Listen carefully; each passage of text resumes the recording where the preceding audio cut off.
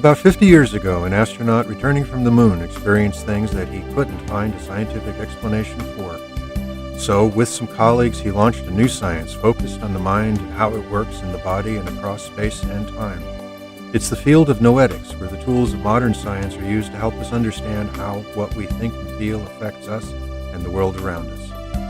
Now, this is Dr. Ruth Miller's Noetic Moments from the studios of KXCR Community Radio in Florence, Oregon.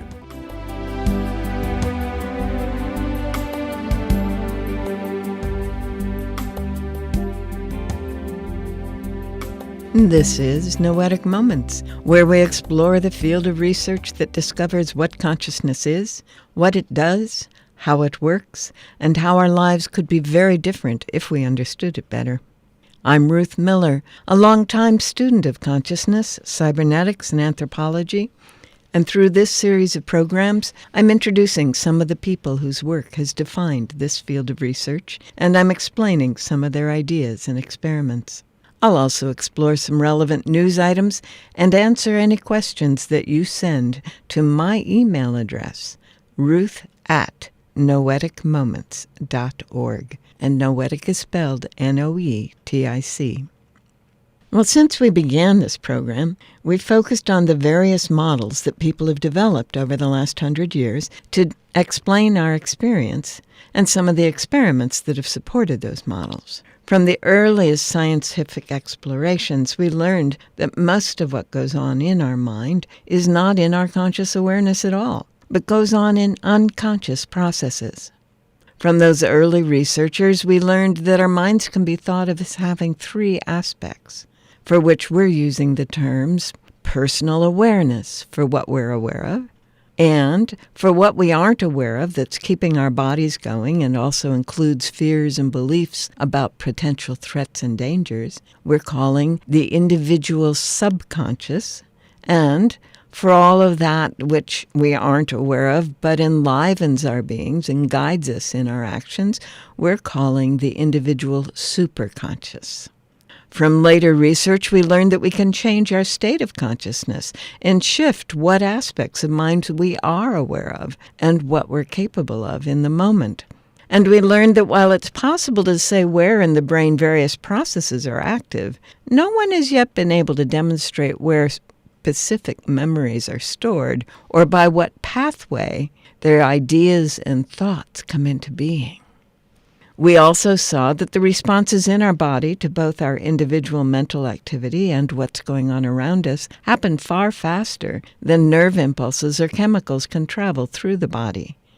So it's clear that who and what we are, our consciousness and our decisions and choices, are not all originating in the brain.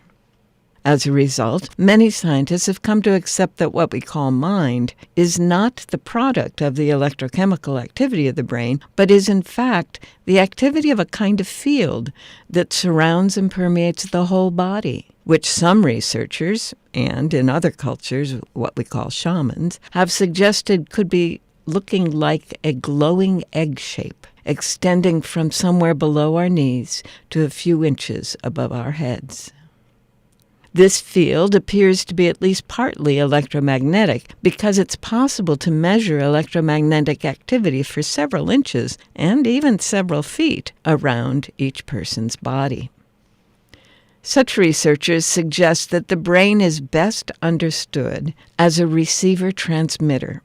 It receives messages from the mind and transmits them to the body, and receives messages from the senses and transmits them to the body and back into mind.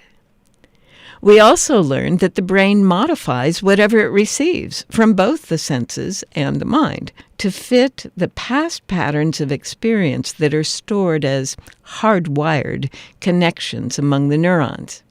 According to Begg's principle that, quote, neurons that fire together wire together, unquote.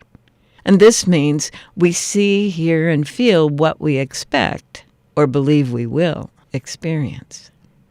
Other experiments we looked at demonstrated that what we call the individual mind continues to perceive and process for as much as several hours, even when the brain and heart are flatlined and the person has been declared dead.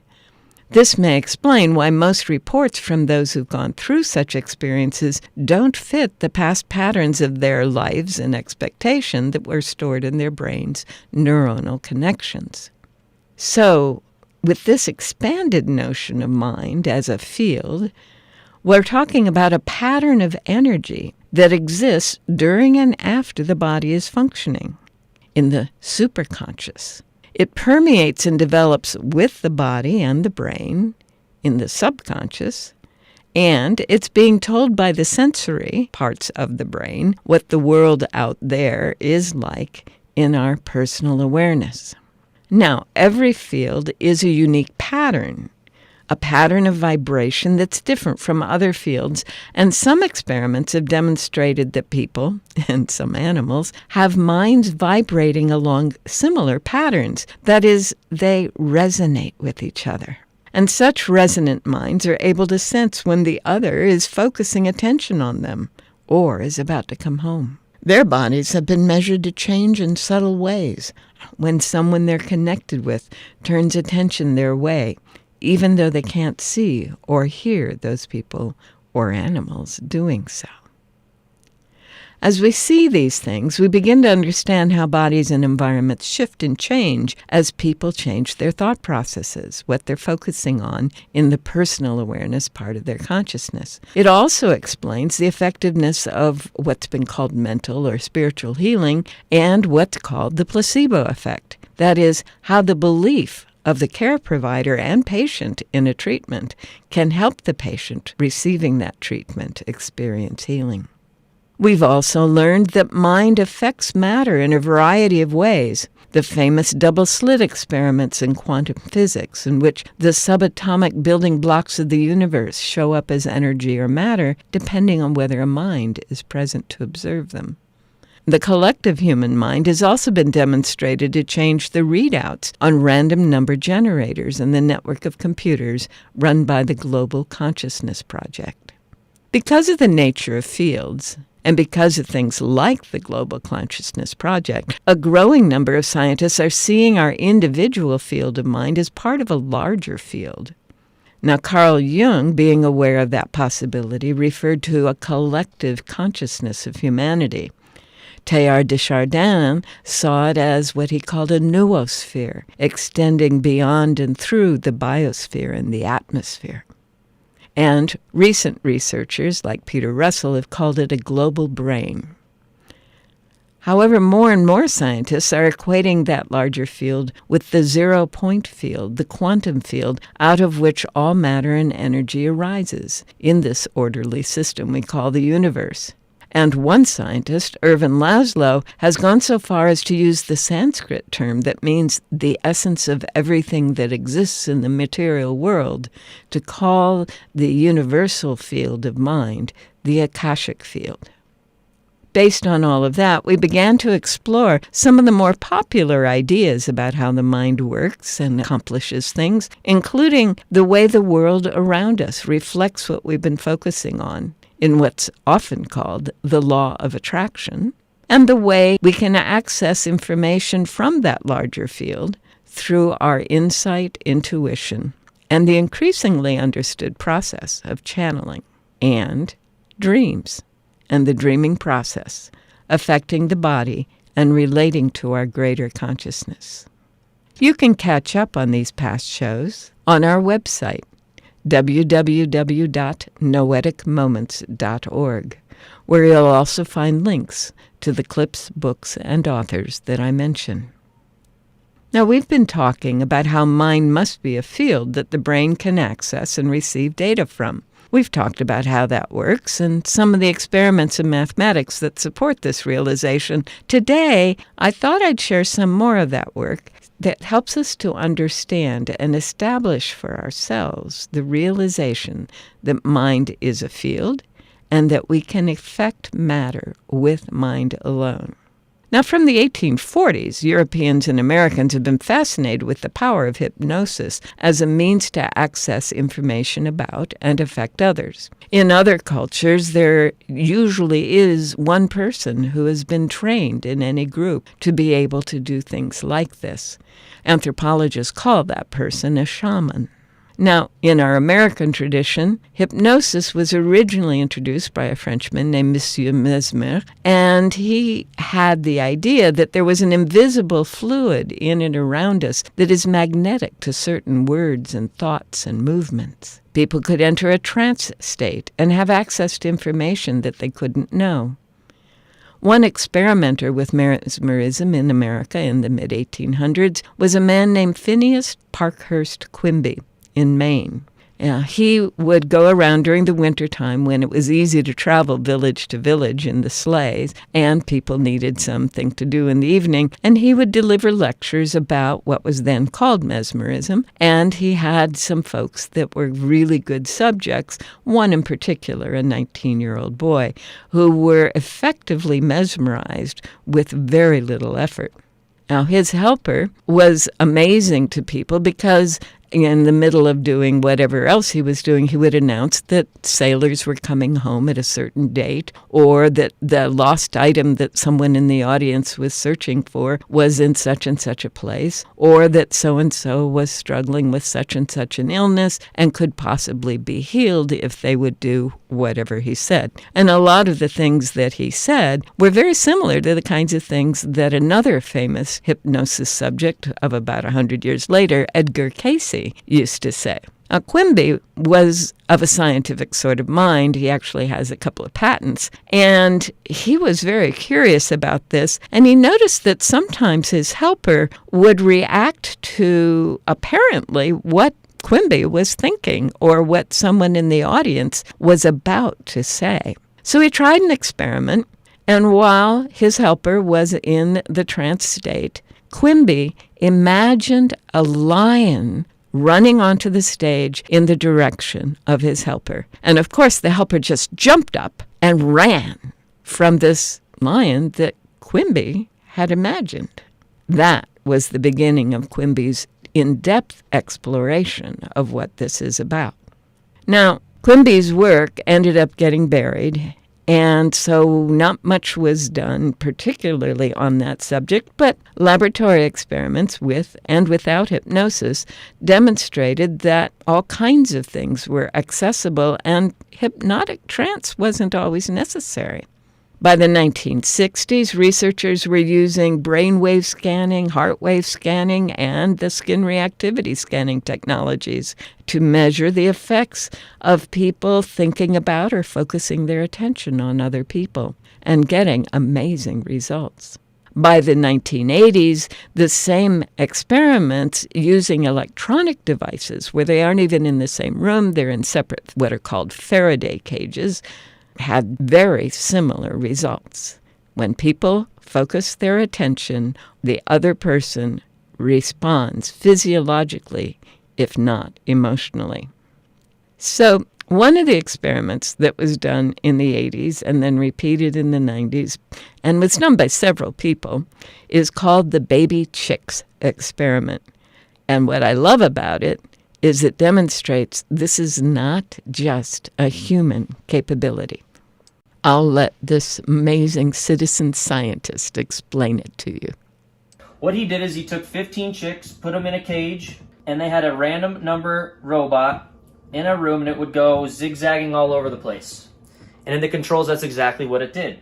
And then when they put the baby chicks in a cage next to it, all of a sudden, this only stayed on this right side. And literally, it was statistically significant to the point that these baby chicks, through thought and will, were making a random number generating robot come more towards them than anywhere in the room, which is insane. And so what they did is they then put non-conditioned chicks, and how they condition these chicks is they put one chick by the robot for 1 hour a day for the first 6 days of its birth, and on the 7th, 8th, and 9th day they ran this experiment.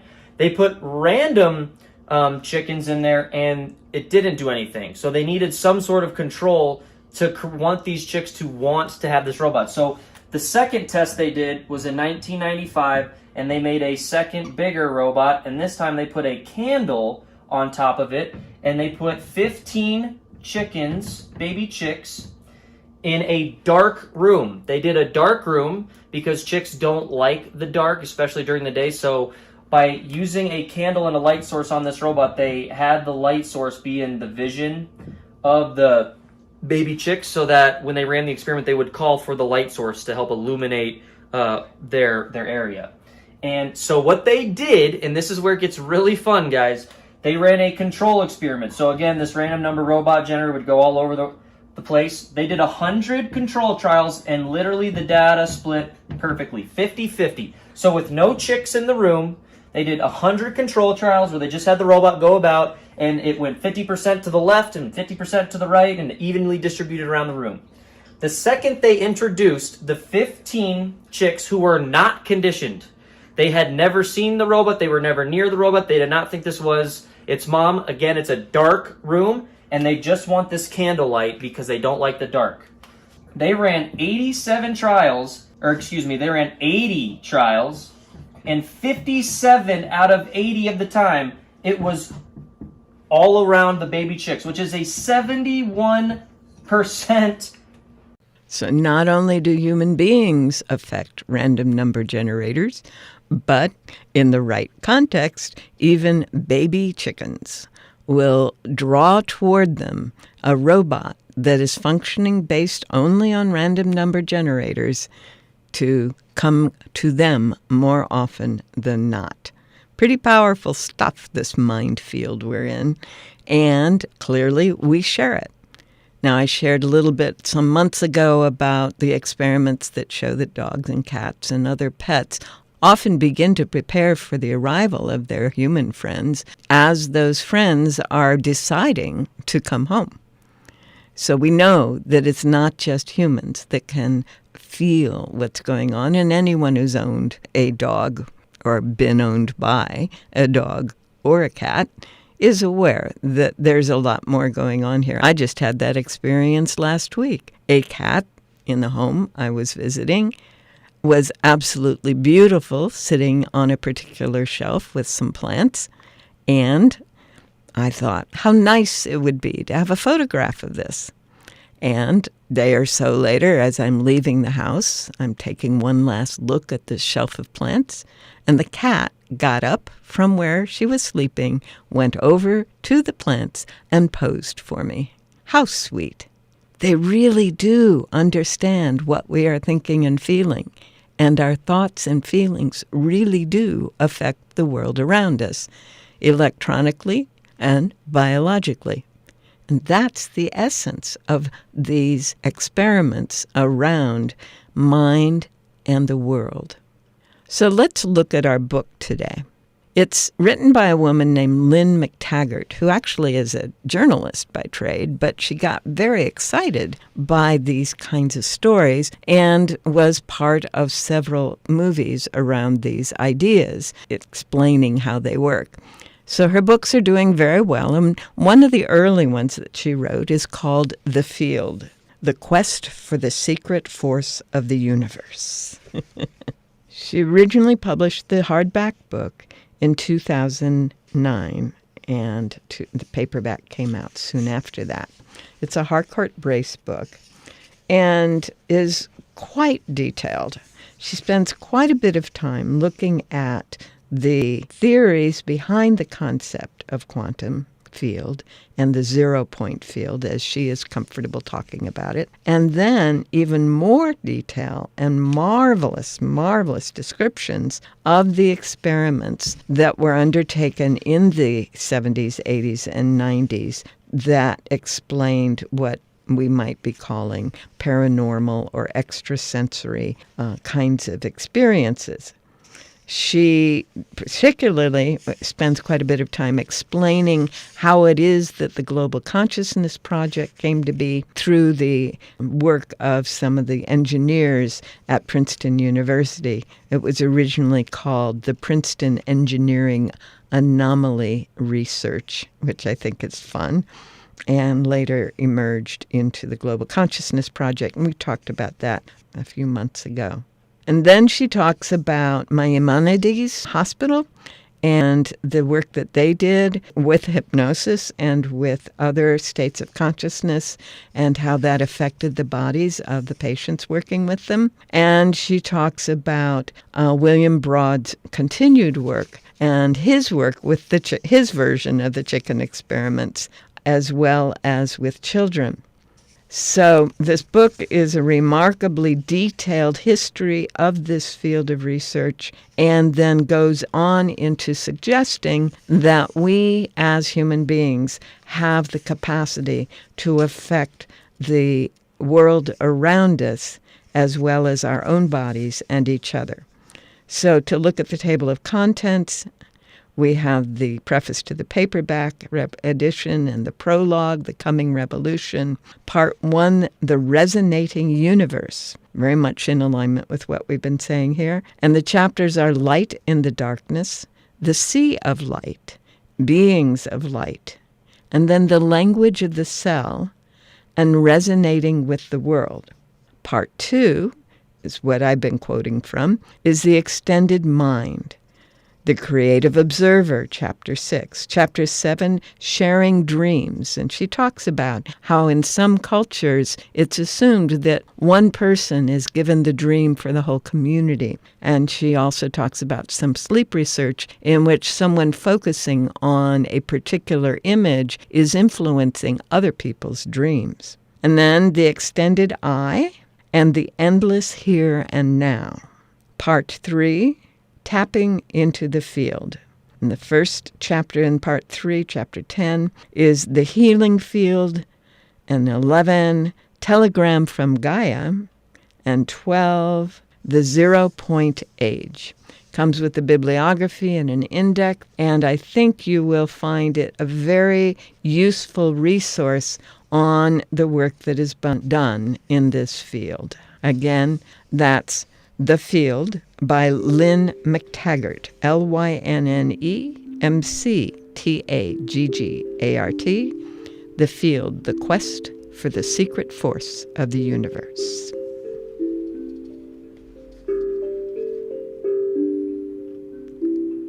If you just tuned in, you are listening to Noetic Moments, the show that explores what consciousness is, what it does, and how our lives could be better if we understood it more fully.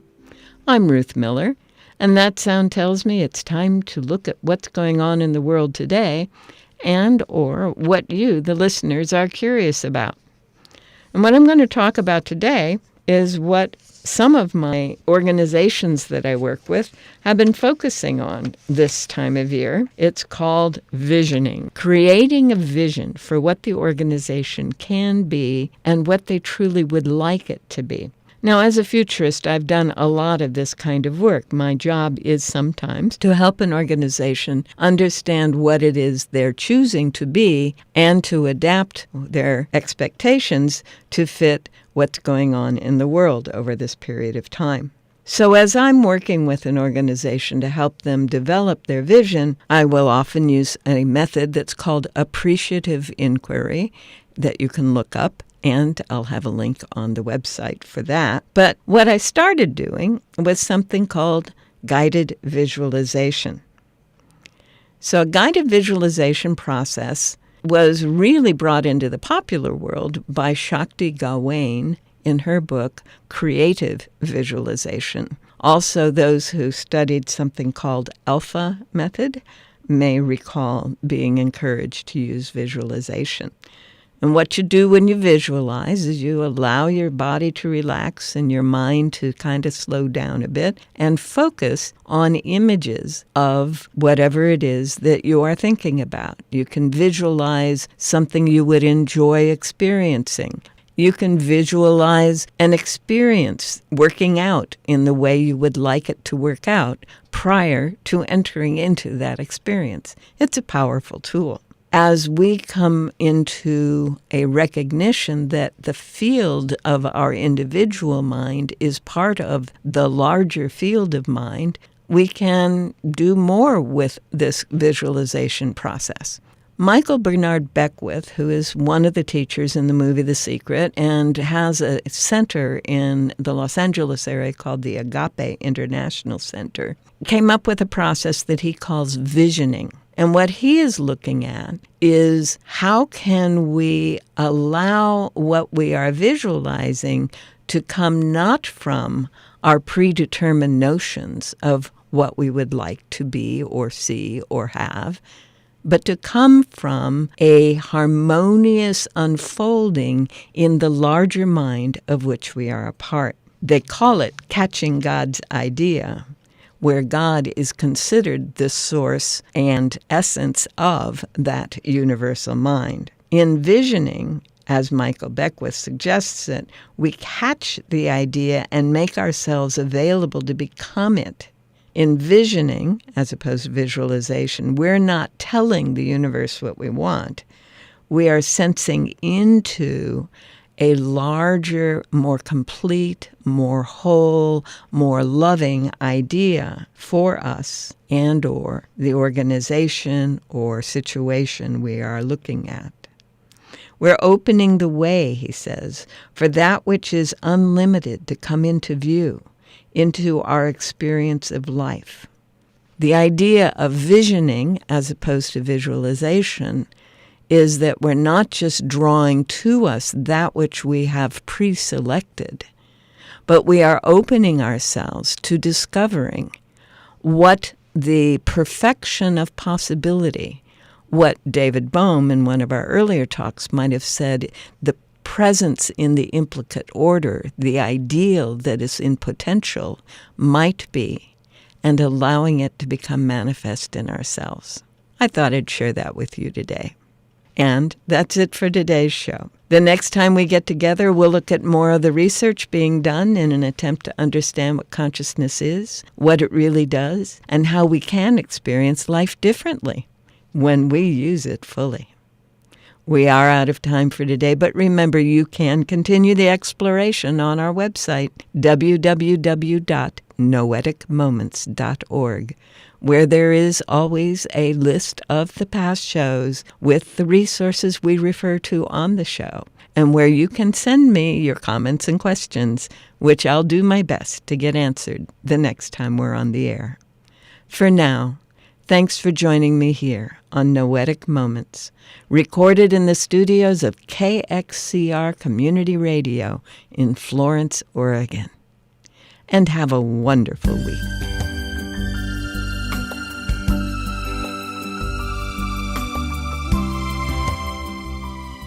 You've been listening to Dr. Ruth Miller's Noetic Moments.